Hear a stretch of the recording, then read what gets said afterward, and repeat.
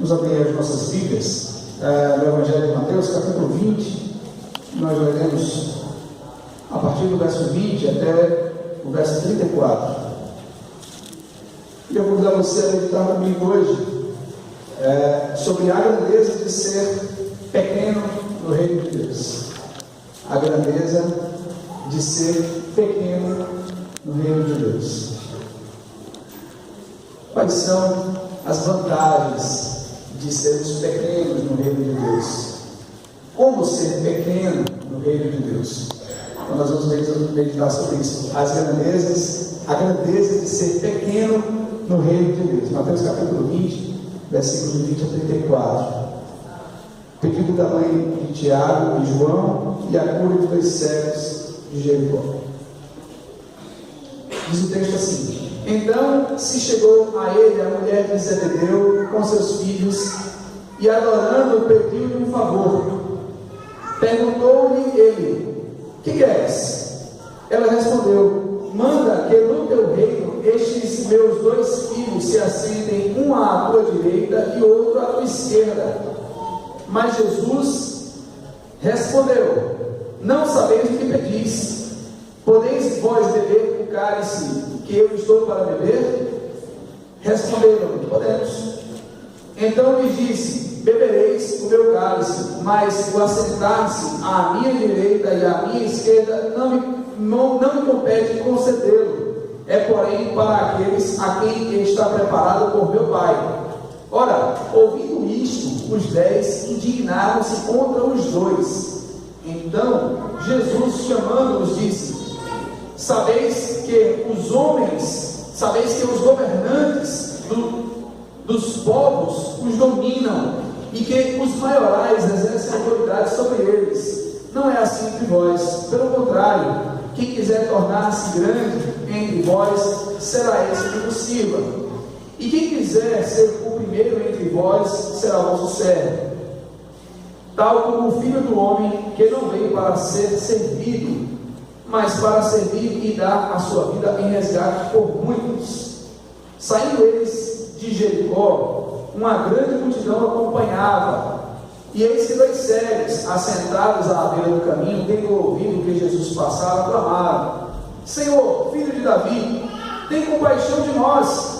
Mas a multidão os repreendia para que se calassem. Eles, porém, gritavam cada vez mais: Senhor, filho de Davi, tem compaixão de nós.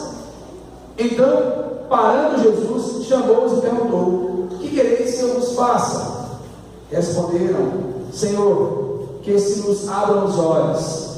Quando isso, Jesus tocou-lhes os olhos, e imediatamente recuperaram a vista e o foram seguindo. Vamos orar, irmãos. Amado Deus, Senhor nosso, nós te agradecemos, Pai, pela riqueza, ó Deus, da tua palavra durante todo este culto, e agora nós rogamos a ti, Senhor, que o Senhor nos conceda o espírito de revelação, ou seja, que nós entendamos, ó Deus, conforme o teu Espírito Santo quer que nós entendamos a tua palavra. Assim como o apóstolo Paulo também roga ao Senhor pelos Efésios, para que eles pudessem compreender as grandezas do Senhor nos teus oráculos, na tua palavra. Nós também queremos entender as grandezas do Senhor na tua palavra nesta noite. No nome santo do teu Filho Jesus, nós rogamos que o Senhor opere primeiramente minha vida, depois da vida dos meus irmãos, para a glória do teu nome. Em nome de Jesus, teu Filho, oramos. Amém.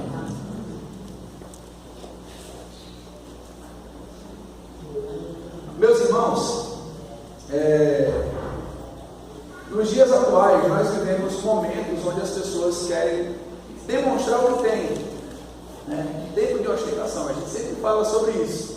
A gente sempre fala de alguém que quer dizer ao mundo o que ganhou, o que comprou, dizer ao mundo o que ela está fazendo naquele momento, dizer ao mundo o que está na sua mesa, dizer ao mundo que está comprando determinada coisa, que está em determinado lugar. Então nós vivemos tempos assim. Talvez algumas pessoas fazem com o mínimo de pretensão em ser admirado, fazem de forma muito normal, de forma muito simples. Isso já se tornou um costume entre nós. Recentemente a gente tinha assistido uma reportagem sobre os viciados em redes sociais. Eles não são só viciados porque eles postam aquilo que eles estão fazendo, mas porque eles ficam o tempo todo pensando nas redes sociais, o tempo todo pensando naquilo que eles podem divulgar, né? Não só no momento que estão se expondo, mas eles já ficam 24 horas pensando no que vão expor. Então isso se torna um vício, a rede social se torna um vício nesse sentido. Quando nós, então, não apenas postamos, mas quando nós estamos ligados o tempo todo no que vamos dizer, no que vamos fazer, no que vamos postar. Isso é realmente a dificuldade. Tem gente que está se tratando disso, só para a gente ter ideia da gravidade da situação. Alguns usam por questão de trabalho, usam por questão de amizade, de socializar a si mesmo, mas não se dão conta, muitas das vezes, dos perigos que estão correndo, porque elas dizem onde elas estão o tempo todo. Elas dizem que estão viajando e demonstram que suas casas estão vazias, né? Que estão mais fáceis, mais suscetíveis à ação de delinquentes, roubando, tomando suas coisas. Então, para alguns, isso é uma coisa muito normal, sem uma intenção muito ruim, mas para outros, de fato, chega a ser a exposição da própria imagem, chega a ser a divulgação do eu, a divulgação de si próprio. E parece que nós vivemos tempos onde você precisa ou deve, ou tem a necessidade de postar a sua vida nas redes sociais.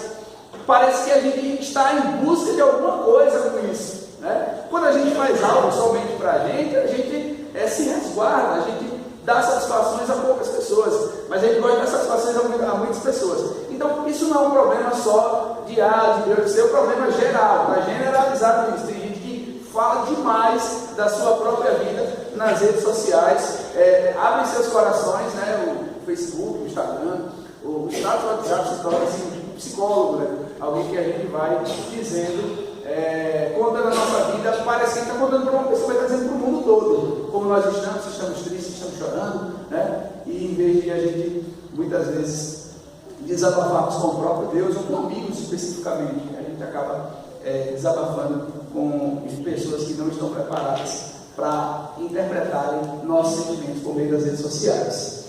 E com isso também a gente busca uma coisa que é notória, aquilo que a gente falou no início, a questão da ostentação. A gente quer dizer o que a gente tem, o que a gente está comprando, o que a gente está com medo, onde a gente está. Em si isso não é um pecado, né? Mas de fato se torna um grande vício para todos nós, essa exposição, porque acaba que a gente tem que dizer a alguém que a gente está fazendo alguma coisa e que a gente está na moda, né? Que a gente está no meio onde tudo na nossa vida precisa ser mostrado para todo mundo. Então, praticamente não se esconde mais nada hoje, né? Praticamente não se esconde mais nada. Ou então se esconde por meio das aparências que nós usamos nas redes sociais. A gente é uma pessoa na rede social, a gente é outra no nosso íntimo, no recôndito da nossa alma, né? Do nosso coração, do nosso âmago. Então, e aí a gente está nessa moda de se expor, de dizer que tem, dizer que está comprando, dizer que está fazendo. E quando na verdade a gente deveria ser um pouco mais resguardado, como pessoas, né? Como cidadãos. A gente gosta de dizer que a gente está na moda. Quando surge uma nova moda aí, a gente também faz a mesma coisa. Então, a gente está. Se você não fizer, você está por fora. Às vezes alguém me pergunta se eu conheço tal coisa, se eu já fiz tal coisa, se eu baixei tal aplicativo. Não faço isso não tenho não sei nem o que é, para que serve, né? Eu estava conversando com o irmão esse dia, você conhece um aplicativo tal? Eu disse, não, mas não sei não, é para quê? Não, é de ouvir música, baixar música, é uma plataforma de você ver isso aqui. Mas aqui não usa mais o Spotify não. Não, o Spotify já é coisa do passado. Não, lá a gente já está no Spotify, né? Aqui já está mais avançado, já está mais adiante, né? Então assim, eu já estou por fora porque eu não estou no Spotify. Imagine no outro lá que ele falou que não sei nem o nome, não é tão difícil. Eu não sei para que serve. Então, a gente, irmãos, a gente está nessa coisa de dizer, de ser, de mostrar, de vai ser, né? E esse é o mal do nosso tempo. Tem coisas que são boas, mas tem coisas que são ruins também. Essa excessiva exposição da imagem, da nossa própria imagem. E que quando a gente não consegue fazer, a gente adoece. A gente passa mal, igual um drogado. Isso foi visto na reportagem que nós assistimos. Ou semelhantemente ao drogado, como se a um usuário de droga, né? Entorpecente, fica espumando, porque não está fazendo determinada coisa que dá prazer, ou que traz uma sensação rápida de saciedade, né? Jesus, ele fala sobre a grandeza de ser pequeno no reino de Deus.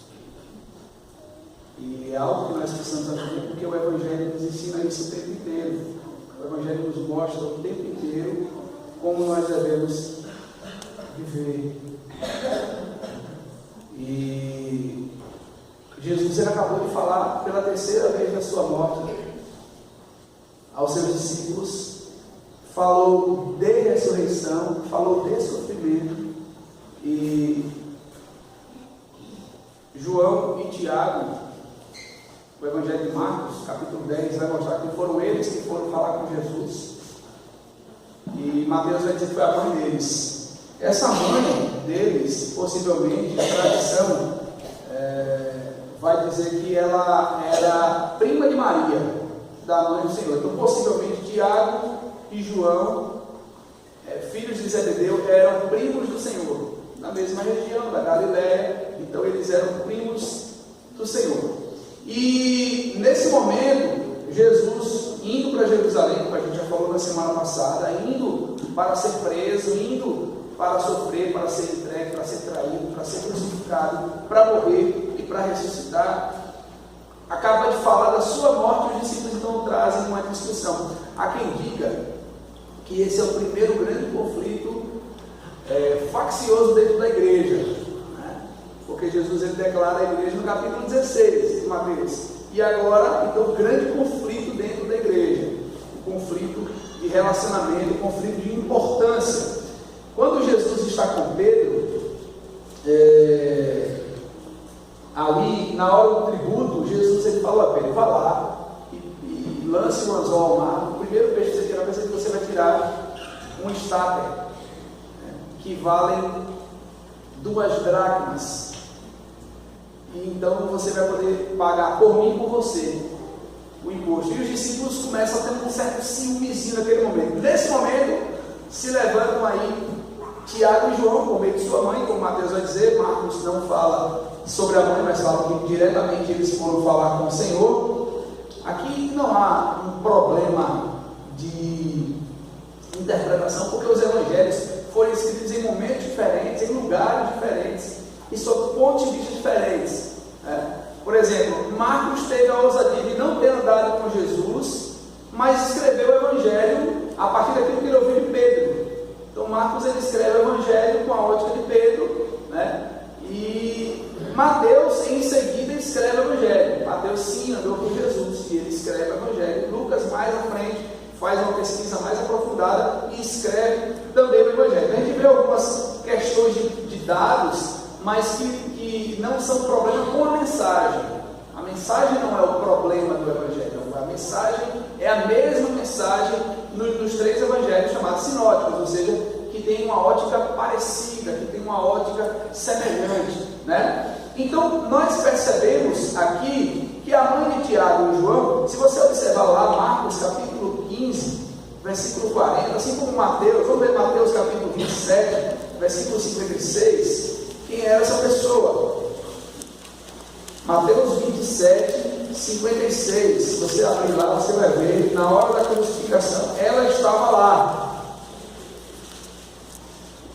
Mateus 27, 56. A partir do versículo 55, diz assim: estavam ali muitas mulheres observando de longe. Eram as que vinham seguindo Jesus desde a Galileia para o servirem. Entre elas estavam Maria Madalena, Maria, mãe de Tiago e de José, e a mulher de Zebedeu. Essa Maria, mãe de Tiago e de José, é a própria mãe do Senhor. A mãe do Senhor, ela teve também um filho chamado Tiago e outro filho chamado José, né? José, o seu marido, seu esposo, era morto nesse tempo, então ela teve um filho chamado Tiago, outro José e outro chamado Judas, que é o chamado Judas Tadeu, tá? Então, e ele vai complementar dizendo: e a mulher de Zebedeu, que é justamente essa mulher aqui do versículo 20. Então se chegou a ele a mulher de Zebedeu com seus filhos, e adorando, pediu-lhes um favor. Olha o favor que a mulher pede. Perguntou-lhe ele: que quereis? Ela respondeu: manda que no teu reino estes meus 2 filhos se assentem, um à tua direita e o outro à tua esquerda. Veja que um momento inadequado para essa mulher pedir isso a Jesus. Jesus é capaz de falar de morte, de perseguição, de crucificação, e essa mulher vai pedir algo que era inapropriado para o momento. Lutero, ele diz uma coisa interessante. Ele fala, quando ele comenta esse texto, ele diz assim: a carne procura ser glorificada antes de ser crucificada. A carne procura ser glorificada antes de ser crucificada. E essa é uma verdade. Essa é uma verdade, queridos irmãos, porque o Evangelho é um convite à cruz com a expectativa da glória. Quando Jesus ele está quase sendo crucificado, ele diz: é hora de me glorificar. Glorifica-me com a glória que tinha contigo antes da fundação do mundo. Mas ele está falando que essa glória ela viria seguindo a crucificação, a morte e a ressurreição dele. Jesus não seria glorificado antes da sua ressurreição. Não, Jesus ele tinha que morrer primeiro. E Lutero diz algo com muita propriedade, irmãos, que é uma realidade nas nossas vidas. A gente não quer obstáculos, a gente não quer dificuldade, a gente não quer negar-se a si mesmo. E o que Jesus diz o tempo todo é: negue-se a si mesmo, tome a sua cruz e siga-me. Lutero é muito usado por Deus, cheio de propriedade nisso que ele disse. Esse não é o conhecimento próprio de Lutero. Lutero é o conhecimento bíblico. A gente quer a glorificação antes da crucificação. E a crucificação é algo que vem primeiro. A palavra de Deus diz que nós teremos aflições no mundo. A palavra de Deus nos diz que por causa do nome do Senhor nós seríamos perseguidos. Esse é o tomar a cruz do cristão. E então nós vemos com que propriedade se chega a esse pensamento. A carne procura ser glorificada antes de ser crucificada. E nós percebemos, Jesus, versículo 22, ele vai dizer: mas Jesus respondeu: não sabeis o que pedis. Olha que reprovação. Jesus está reprovando aquela mulher. Você não sabe o que você está pedindo. É a primeira reprovação que Jesus traz àquela mulher. A esse pedido, em Marcos, essa reprovação é diretamente aos filhos dela. Em Mateus, é a ela e a seus filhos. Então nós percebemos essa primeira reprovação de Jesus aqui a ela: não sabeis o que pedis. Podeis vós beber o cálice que eu estou para beber? Em Marcos, ele vai acrescentar o batismo. Veja lá, Marcos capítulo 10, versículo 38. Como é que ele fala aí? Marcos 10, 38. Vamos ler juntos aí? Marcos 10, 38.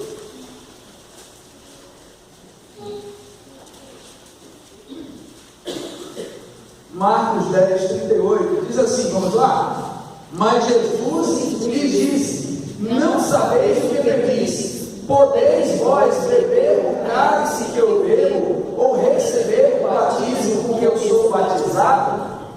Olha só, Matthew Henry, no Servo de Deus, ele traz uma ideia sobre batismo. O batismo é uma ideia que ele vem carregado de muito significado do Antigo Testamento: o perdão dos nossos pecados, a nova vida, nosso compromisso com Deus, a aliança com Deus. Nós percebemos isso quando nós lemos a Escritura, por exemplo, em Ezequiel, capítulo 20, versículo 37, quando nós lemos Isaías 48, 10, Ezequiel capítulo 36, então nós vamos vendo esse significado, a importância do batismo. Nós vemos lá em Números a aspersão que era usada para a purificação.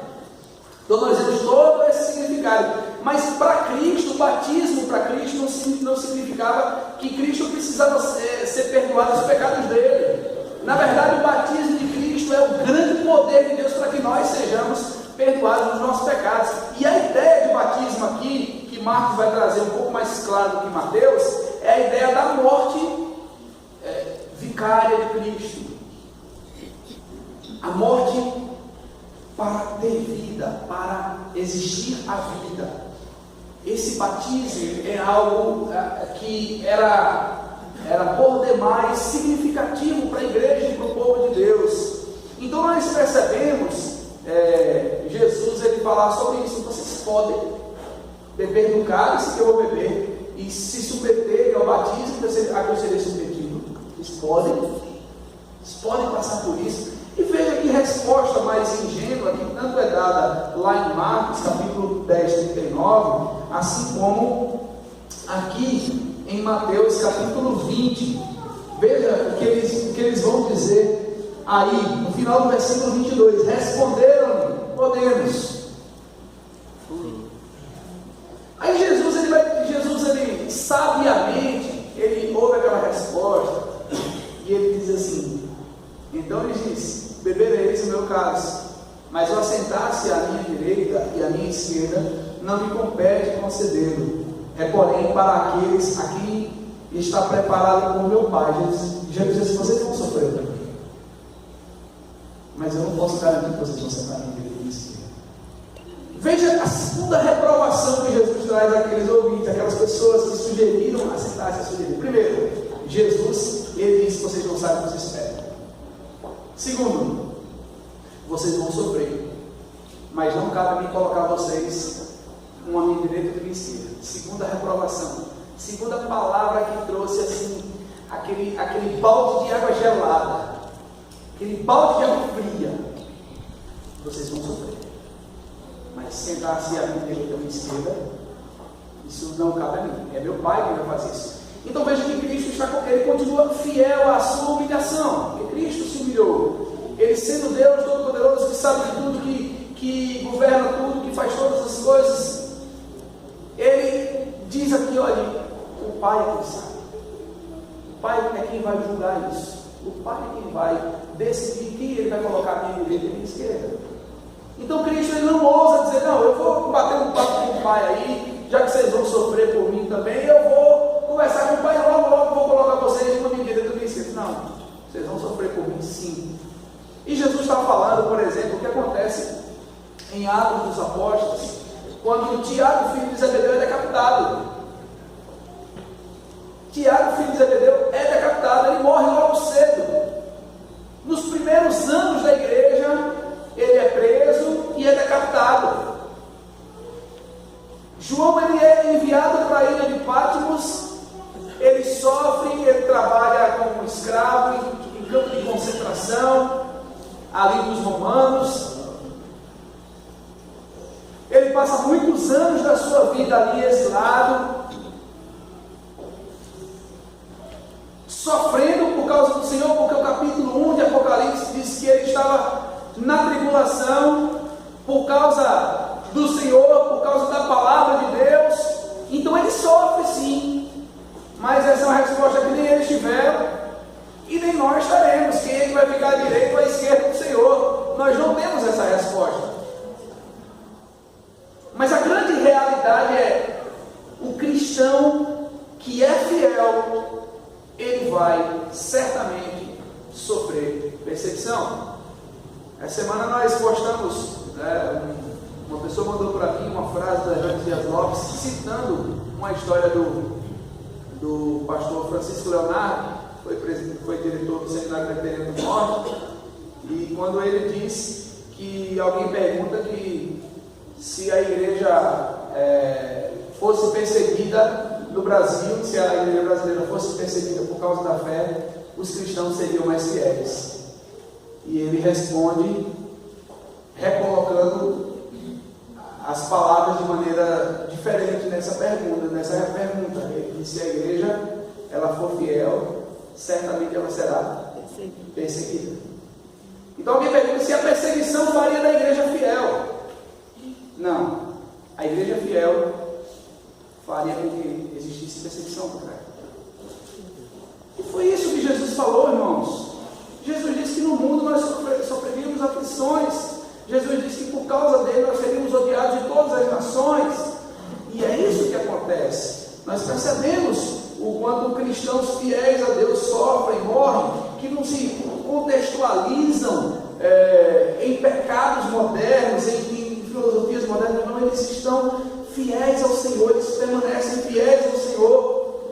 Eles se mantêm fiéis ao Senhor a partir do momento que eles recebem a mensagem do Evangelho, da pregação. Então nós percebemos que, de fato, isso que Lutero disse, essa conclusão que Lutero chega aqui é uma verdade. A carne procura ser glorificada antes de ser crucificada. A gente quer uma vida tranquila, a gente quer uma vida com pouco envolvimento com Deus. A gente perdeu a prática de orar, de jejuar, a gente perdeu a prática de se consagrar, porque a gente quer benesses, a gente quer lazeres, a gente quer tranquilidade nesse mundo. E a resposta dos demais discípulos, dos 10 outros, veja o versículo 24. Ora, ouvindo isto, os 10 indignaram-se contra os 2 irmãos. Então Jesus, chamando-os, disse, veja, é muito interessante essa abordagem, principalmente a abordagem que Marcos dá, do que a abordagem que Mateus dá. Ele diz aqui no versículo 25, então Jesus, chamando-os, disse, vamos lá, em Marcos capítulo 10, veja o versículo 42,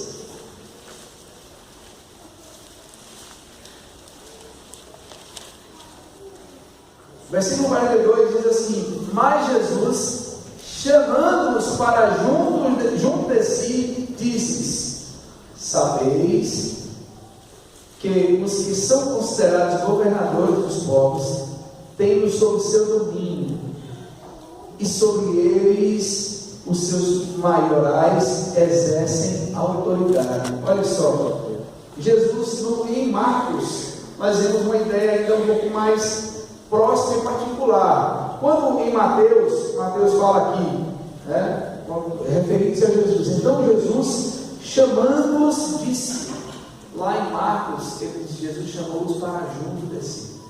Olha, vem cá.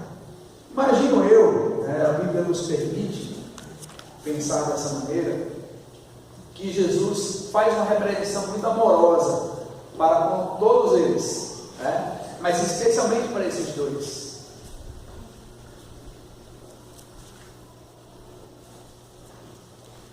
Jesus não afasta deles aqueles que querem uma posição de destaque, embora ele reprove-os. Mas Jesus, ele chama de maneira amorosa e diz, olha, vocês estão se assemelhando aos governantes mundanos. O grande problema da igreja, principalmente da autoridade da igreja, é quando aqueles que se fazem líderes sobre os outros fazem para levar vantagem. Nos dias atuais nós vemos pessoas extorquirem, enganarem, dominarem sobre pessoas. Esse é o significado da palavra Nicolaitas, escrita lá em Apocalipse. Nicolaus, aqueles que dominam os povos, e há uma ideia de dominam os leigos.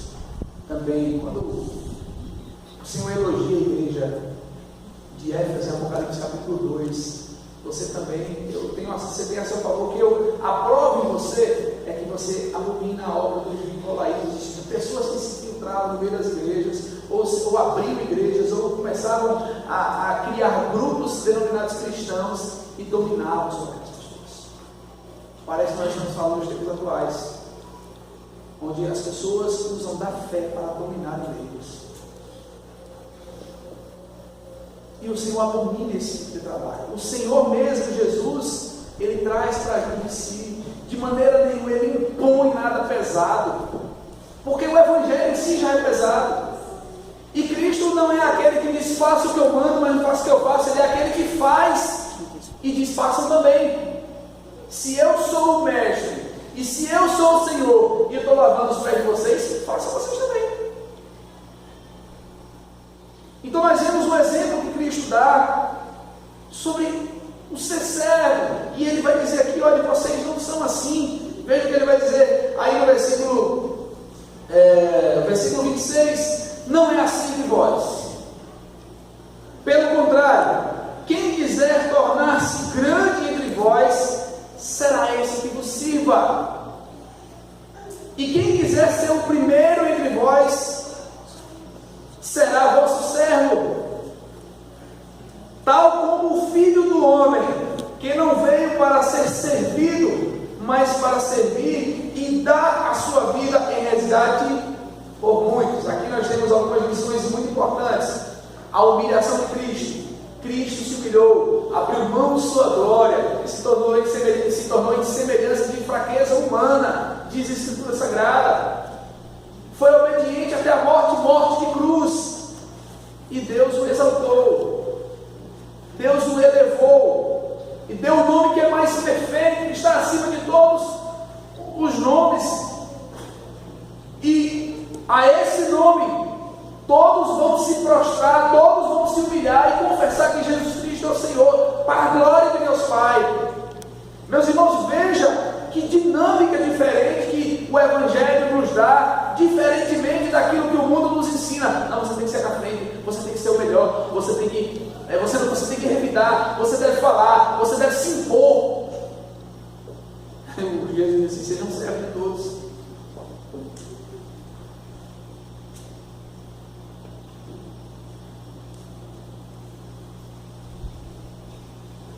Então, meus irmãos, como nós vemos aqui, nosso Senhor fala de sua morte nos termos aplicados aos sacrifícios do Antigo Testamento. E aqui nós também percebemos uma doutrina, um ensinamento que nós vemos na Bíblia, na Palavra de Deus, que é uma das bases da nossa fé, da nossa doutrina. Versículo 28. Tal como o Filho do Homem, que não veio para ser servido, mas servir e dar a sua vida em resgate por muitos. Jesus morreu por muitos. É lógico que a sua morte poderia salvar todas as pessoas, mas Cristo Jesus morreu por muitos, e a minha alegria por meio da sua graça é que o Senhor me salvou e me colocou no meio desses muitos. Servir não pode ser algo impossível para mim, não deve ser algo demasiadamente penoso, pesaroso. Não, eu preciso aprender, porque não somente Ele serviu, mas Ele deu a sua vida em resgate da minha vida. Então servir é algo que eu devo fazer constantemente. Me lembro sempre da frase de Charles Spurgeon, em inglês, o fundador da WEC, da World Evangelization Community, a evangelização, a comunidade de evangelização mundial. Ele disse uma coisa interessante, ele diz assim, olha, se Jesus Cristo é Deus e morreu por mim, não há sacrifício grande demais que eu não possa fazer. O Deus da glória, o Senhor Todo-Poderoso, o Santo, o Perfeito, o Puro, morreu na cruz pelos meus pecados. Se Ele é Deus e morreu por mim, não há nada que eu faça por Ele, sem sacrifício, inclusive dar a minha própria vida.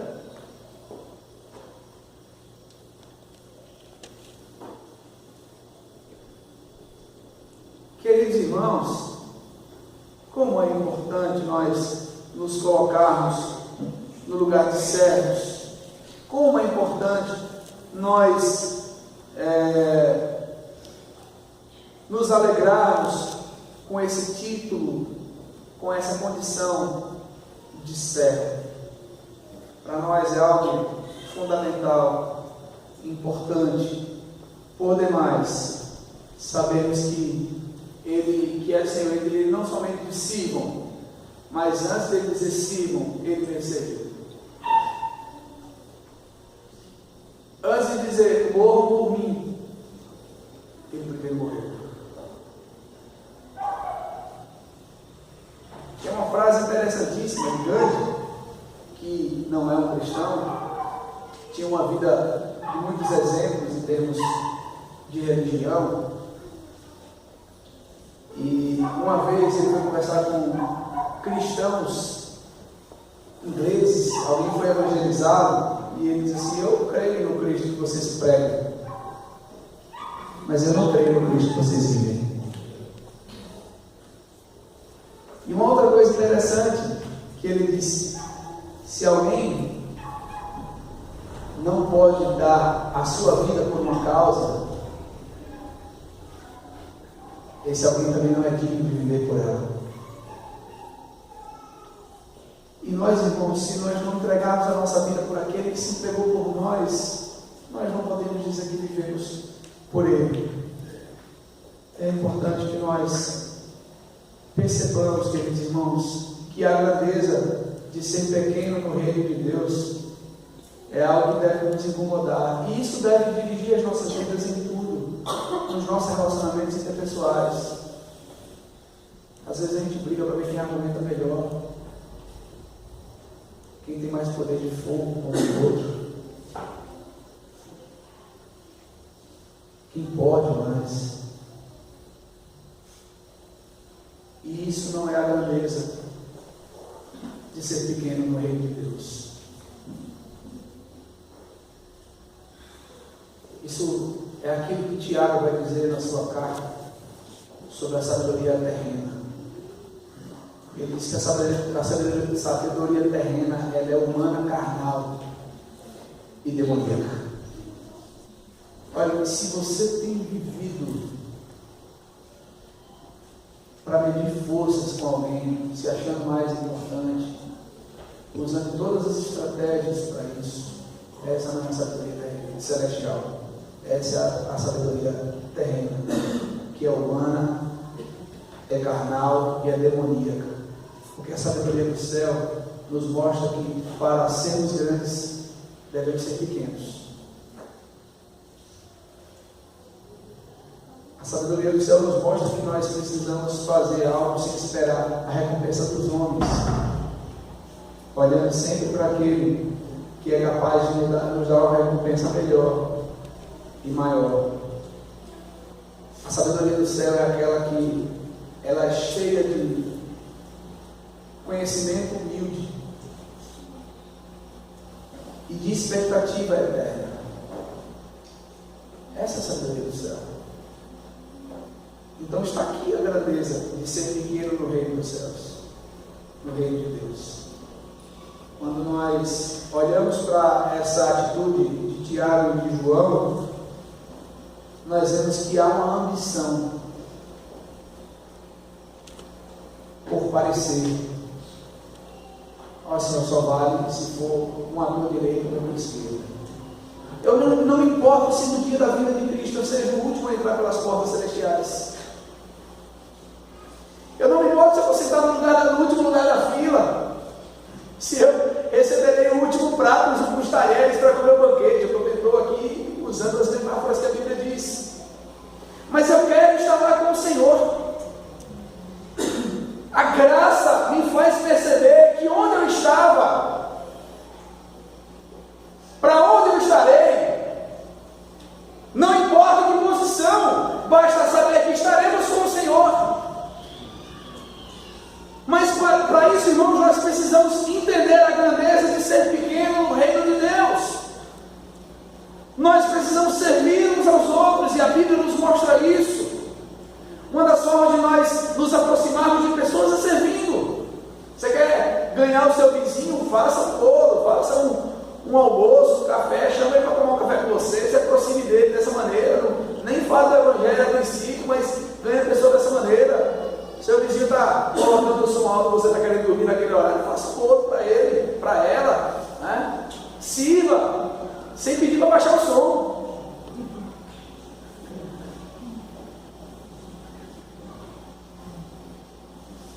Tem alguém te incomodando, parando o carro na frente da sua garagem? Faça bem para aquela pessoa primeiro.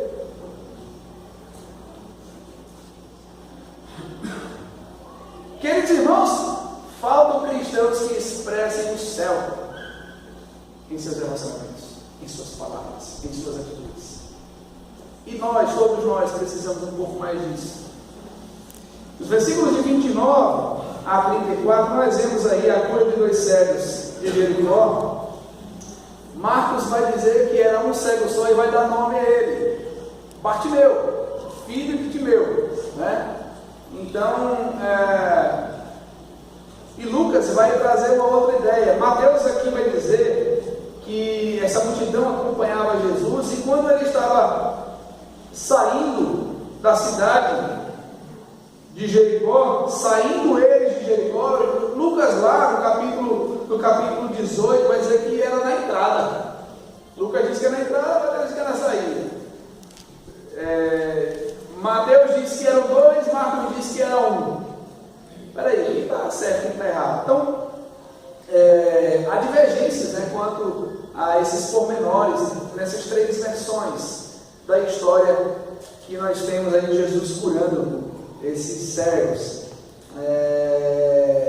E isso há muito tempo vem prejudicando assim, né, a questão da interpretação por parte de alguns críticos se apegam a esses detalhes, a esses pormenores.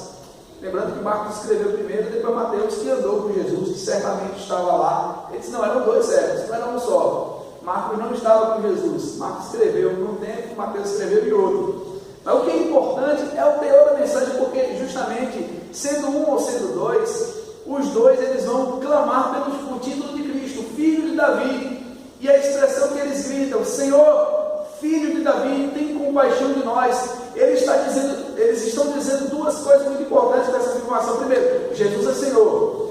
Usar essa expressão naquele momento era atrair para si condenação. Se um romano visse aquilo, ele poderia entender que havia essa afronta a César, que era o imperador romano, e aqueles homens não ligavam para isso. Senhor, Kyrios, Filho de Davi, tem misericórdia de nós, tem compaixão de nós. E o segundo é o título de Filho de Davi, ou seja, eles estão dizendo que Jesus tem um reinado eterno, porque Deus falou que a descendência de Davi, ele daria um trono eterno. Então Jesus é o rei eterno. Então esses homens, eles clamam, chamando Jesus de Senhor, e dizendo que o seu reinado é eterno. Senhor, Filho de Davi, tem compaixão de nós. Mas a multidão os repreendia para que se calassem. Eles, porém, gritavam cada vez mais, Senhor, Filho de Davi, tem compaixão de nós. Então, parando Jesus, chamou-os e perguntou, o que quereis que eu vos faça? Veja, irmãos, momento de miséria humana, momento de reconhecimento de que só Jesus pode resolver o seu problema. Aqueles homens eram cegos e na condição que viviam, humilhante, mendicando à beira do caminho, eles não estavam satisfeitos com aquela vida. Eles clamaram, Senhor, Filho de Davi, tem compaixão de nós. E mesmo encontrando obstáculos, pessoas que os atrapalhavam, assim como diz aí o versículo 31, mas a multidão os repreendia para que se calassem. Olha só, uma multidão, e era todo mundo contra aqueles 2. E eles continuavam clamando, Senhor, Filho de Davi, tem compaixão de nós. Senhor, Filho de Davi, tem compaixão de nós. Até que o Senhor para, versículo 32, diz aí, então parando Jesus, chamou-os e perguntou, o que quereis que eu vos faça? O versículo 33 diz que eles responderam, Senhor, que se nos abram os olhos. Veja o que lá em Marcos capítulo 10, a partir do versículo 46, uma particularidade desse texto.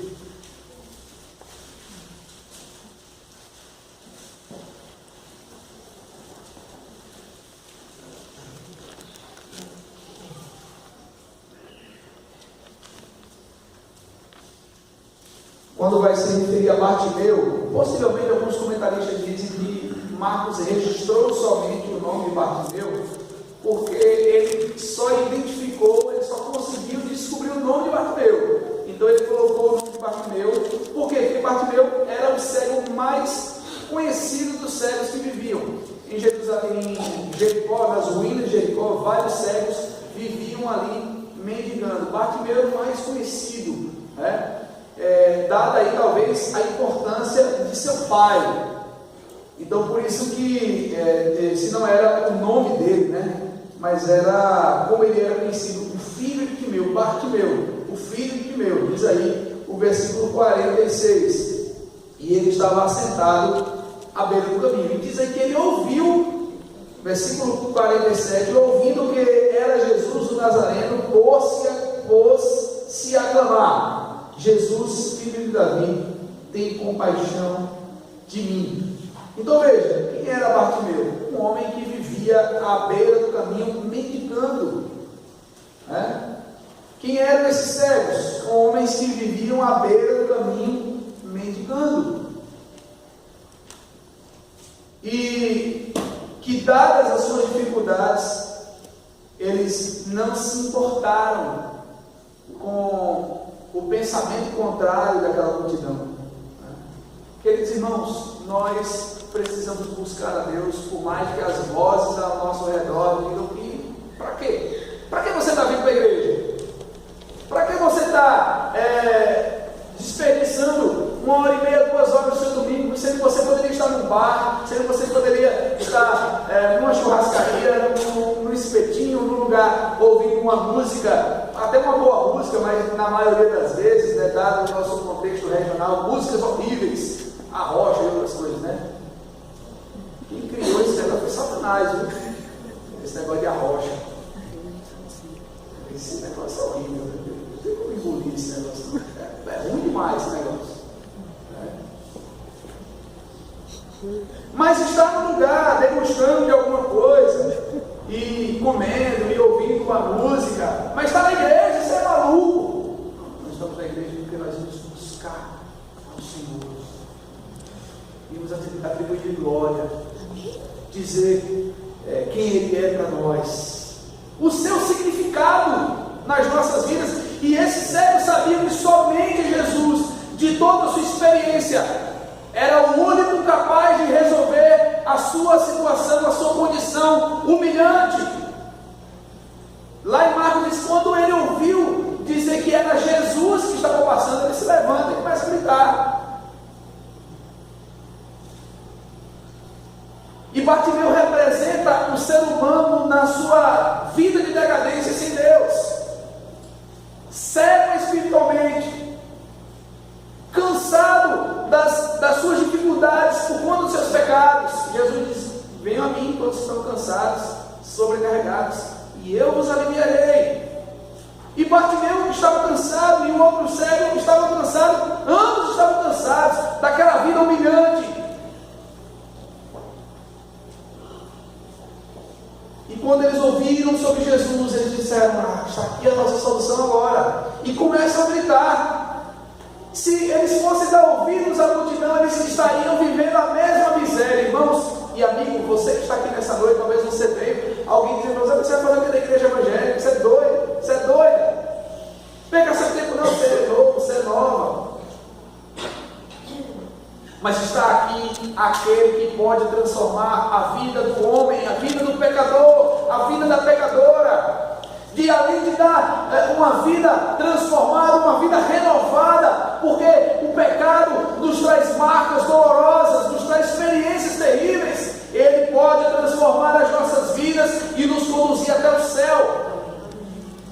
Está aqui aquele que pode restaurar a nossa vida por completo. Está aqui aquele que pode fazer o que ninguém mais pode em nós. E nós precisamos clamar: Jesus, filho de Davi, tem compaixão de mim. Irmãos, nós também, como igreja, nós temos perdido a oportunidade de buscarmos a face de Deus enquanto povo, mas também nos nossos lares. Eu não sei como é que anda a sua vida de oração, eu não posso nem responder por isso, talvez você responda por isso. Mas quantas vezes a gente é sufocado por tantas situações que nos impedem de clamarmos: Senhor, filho de Davi, tem compaixão de mim. Quantas vezes nós mesmos nos acomodamos na tristeza que estamos vivendo, na vida de pecados, na frieza espiritual, e continuamos sem clamar. Diz o texto, eu acho tão bonito assim, a forma que Jesus valoriza as pessoas. E Jesus pergunta: o que vocês querem que eu faça? Eles respondem: Senhor, que se nos abra os olhos. Agora veja que expressão lindíssima no versículo 34. Condoído, outra versão vai dizer, com muita compaixão, Jesus tocou-lhe os olhos e imediatamente recuperaram a vista e o foram seguindo. Ou seja, aquelas pessoas foram transformadas por Jesus e passaram a seguir a Jesus. Meus irmãos, nós temos muitas lições importantes nesse texto. Primeiro que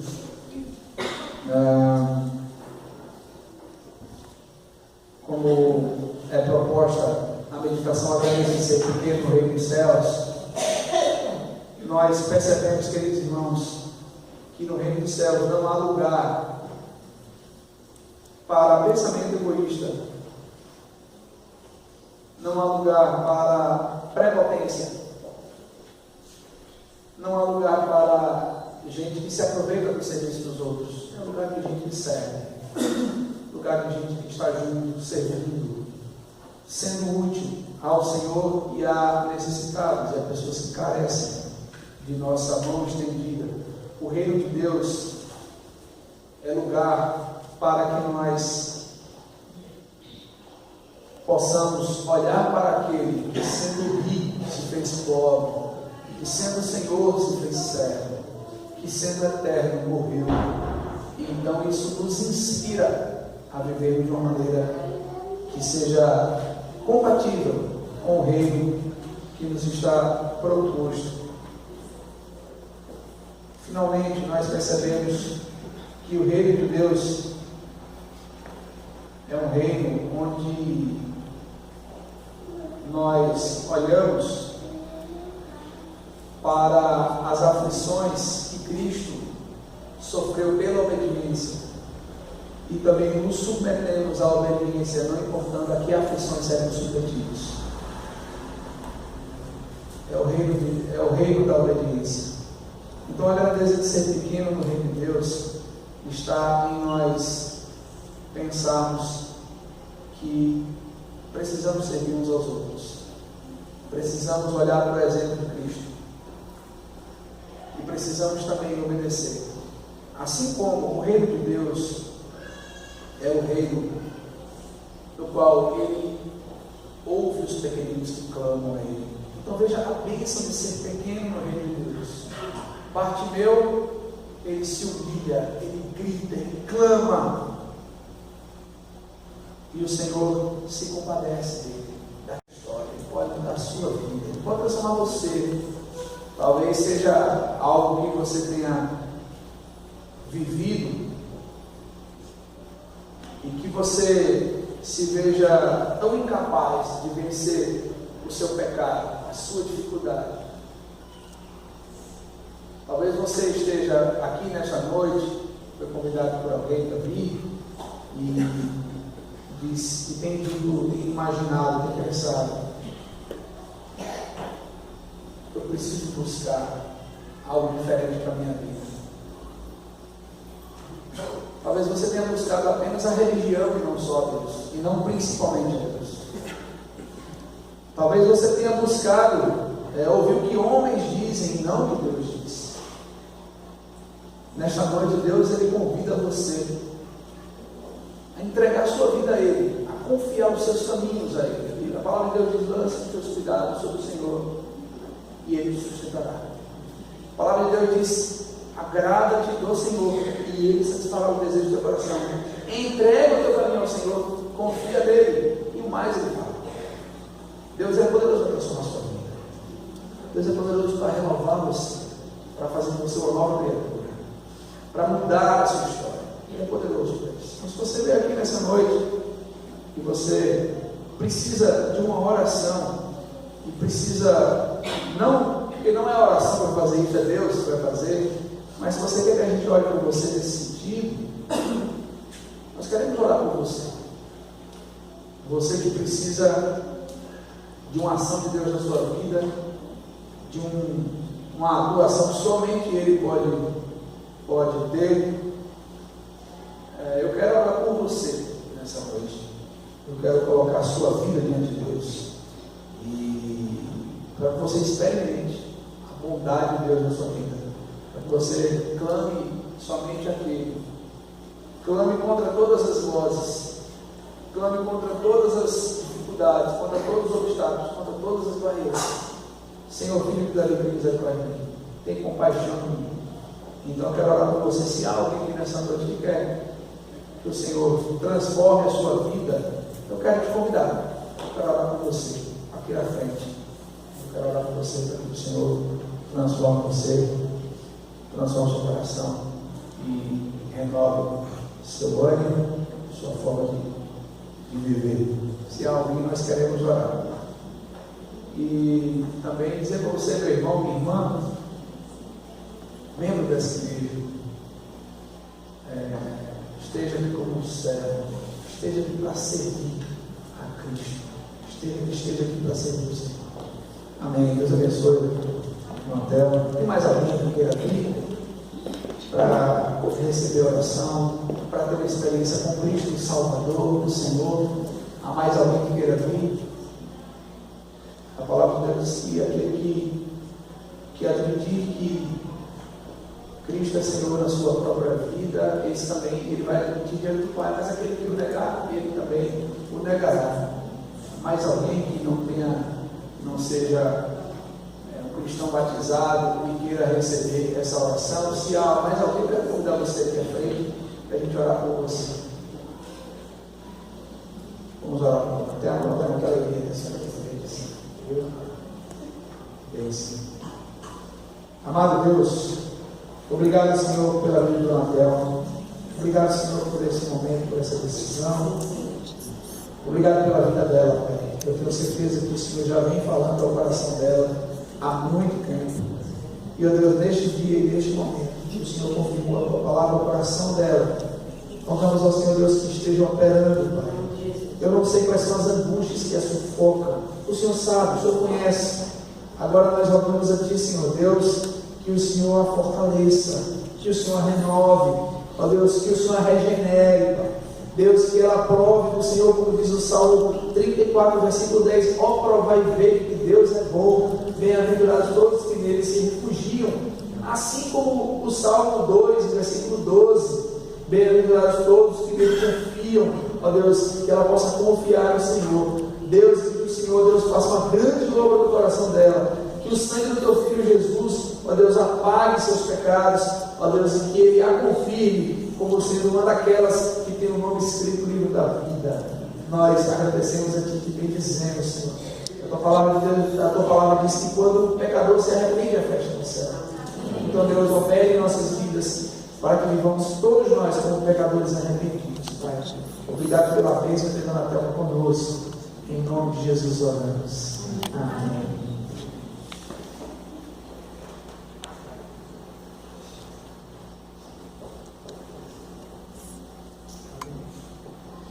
Obrigado, irmãos. Vamos passar um momento dessa ceia.